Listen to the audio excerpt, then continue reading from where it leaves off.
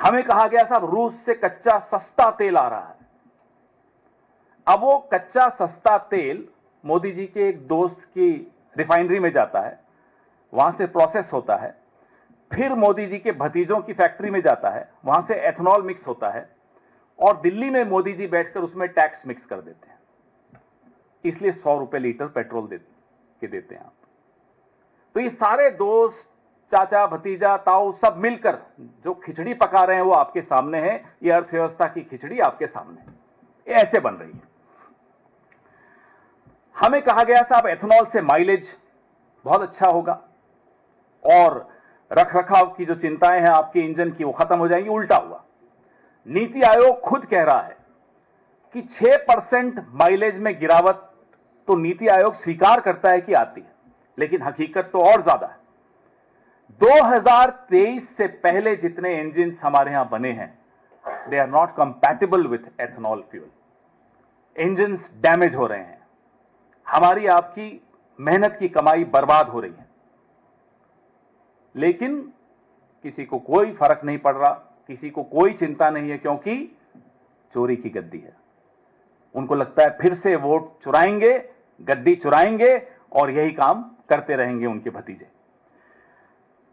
अब E30 की भी बात हो रही है। हमारी आपकी चिंताओं की कोई चिंता नहीं उन लोगों को। हमने जब सब आप लोगों ने आवाज उठाई कि साहब इंजन डैमेज हो रहे हैं, हमें माइलेज कम मिल रहा है, तो बोले ये तो पेट्रोलियम लॉबी कर रही है। ये गडकरी जी कहते हैं, उन्हीं के वर्ड्स हैं कि पेट्रोलियम लॉबी की तरफ से आवाजें आ रही हैं।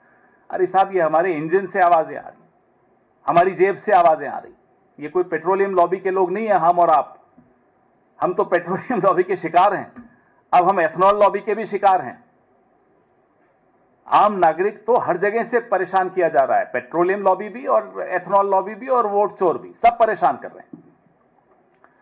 अब आपको मैंने बताया पानी, अनाज, तकनीकी प्रभाव। अब किसानों पर आ जाइए। किसानों का हमें कहा गया साहब ये एथेनॉल की वजह से उनकी आय 2022 में दुगनी हो जाएगी। वो हकीकत भी आपके सामने है। किसानों को नहीं मिल रहा। शुगर केन की जो बड़े बड़े लोग हैं उनको जरूर मिल रहा है लाभ, गडकरी जी की बेटों की फैक्ट्रीज को मिल रहा है लाभ। किसानों को इसका कोई लाभ ट्रांसफर नहीं हुआ। उल्टा ग्रेन्स, अनाज सस्ते में उनसे लिया जा रहा है एथेनॉल बनाने के लिए। वो लाभ भी किसानों को नहीं मिला। चावल हो या गेहूं हो, उसमें किसी का लाभ जो एथेनॉल में अनाज जा रहा है किसानों को नहीं दिया गया। उनको जैसे सस्ते पेट्रोल से लाभ हमें नहीं हस्तांतरित हुआ, नागरिक को, कंज्यूमर, उपभोक्ता को, वैसे ही इसका भी लाभ किसानों को नहीं ट्रांसफर हुआ। यह भी लाभ जिनको लेना था वो ले गए। पर्यावरण के बारे में मैंने आपको बताया। जो जितने एथेनॉल की डिस्टिलरीज हैं ये लाल श्रेणी, रेड कैटेगरी के प्रदूषक हैं।